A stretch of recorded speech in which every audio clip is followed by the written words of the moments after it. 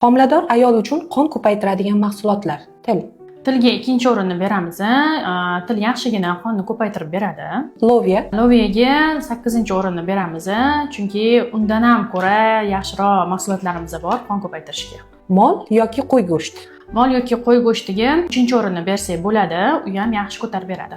Bedana tuxum. Bedana tuxumga bo'lsa 5-o'rinni beramiz. Agar ertalab och qoringa 2 bedana tuxumni yesangiz va unga limon, 1 choy qoshiq limon suvi bilan iste'mol qilsangiz, u yaxshi ko'paytirishga yordam beradi. Grechka. Grechkaga 10-o'rinni beramiz. Magiz yoki turshak. Magiz bilan turshakga 6-o'rinni beramiz. Shpinat. Shpinatga 9-o'rinni beramiz.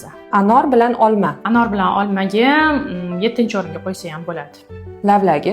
Lavlagiga 4-o'rinni bersak bo'ladi. U ham yaxshigina qonimizni ko'paytirishga yordam beradi. O'shanda birinchi o'ringa nima beramiz?